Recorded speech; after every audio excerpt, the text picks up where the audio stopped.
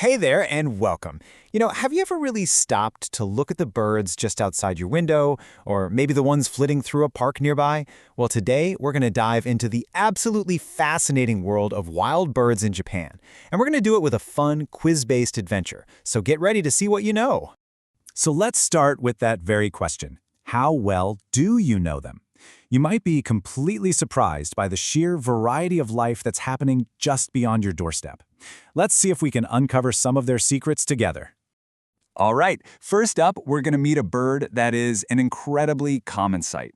This is a comforting and almost constant presence in our daily lives. A true feathered neighbor, especially if you live in a city. Okay, here's our first question for you.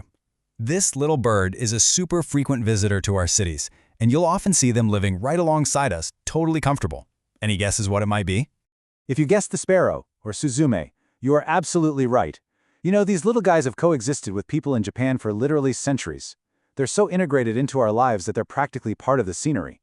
But even with a bird as common as the sparrow, there is so much to see if you just look a little closer.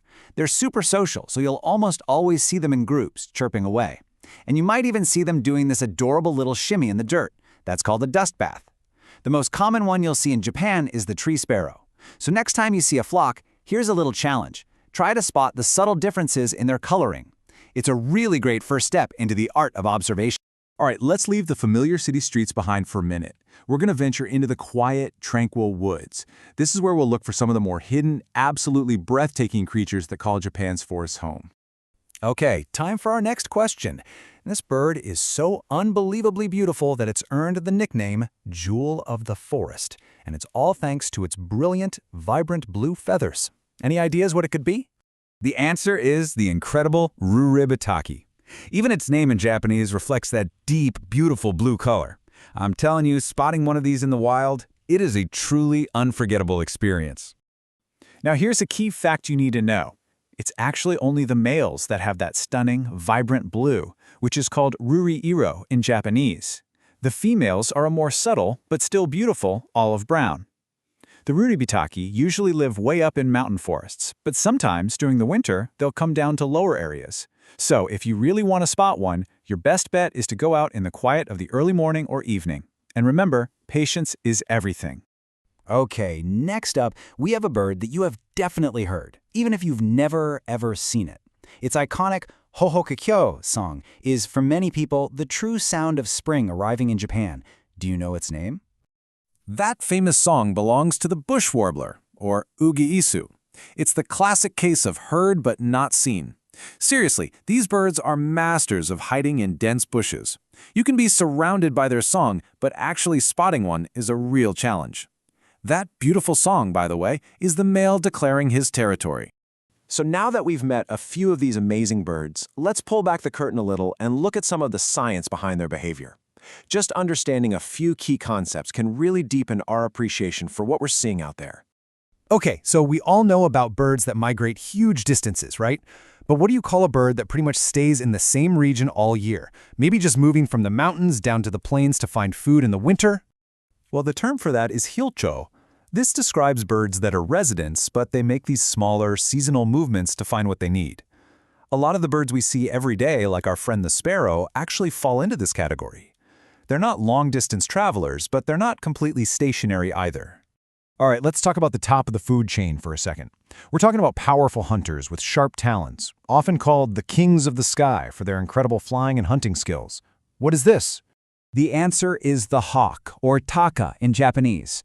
And hawks are a perfect example of a bigger group of birds that are known as birds of prey, or raptors. So this really breaks down what makes a raptor a raptor. The Japanese term mokinri literally translates to fierce bird. And you can see why. Just look at that sharp beak. It's perfect for tearing. And those incredibly powerful talons are built for gripping prey. As hunters, they play an absolute crucial role in keeping their ecosystems in balance. So are you feeling inspired? I really hope so. For this last section, let's talk about how you can actually start your own journey into birdwatching. It is so much more accessible than you might think. But before we even get into gear or anything like that, let's start with the absolute golden rule of birdwatching. Observe them quietly. Birds are so easily startled, so your most important tools are patience and just respect for their space. If you're quiet, And still, I promise, they will reward you by showing you their incredible natural behavior. So, how do you actually start? Well, it's surprisingly simple. First, get some binoculars. You really don't need a super expensive pair to start. Second, a field guide is going to become your new best friend for answering that question, what was that bird? Third, if you want to learn fast, joining a local tour is a fantastic way to pick up tips from people who know their stuff. But the most important step? Just be patient and enjoy it. This is a journey, not a race. And this is really why it matters. Birdwatching is so much more than just a hobby. It's an invitation to just step away from all the daily stress, to quiet your mind, and to build a real, genuine connection with the natural world around you. It can be a truly healing and enriching experience. And as you start your journey, you'll rediscover some familiar friends, like the swallow or tsubame. As a migratory bird, its return every single spring is such a powerful symbol of the changing seasons. Seeing them build their nests right on our homes reminds us of the beautiful, enduring cycles of life that are happening all around us. So I'll leave you with this question.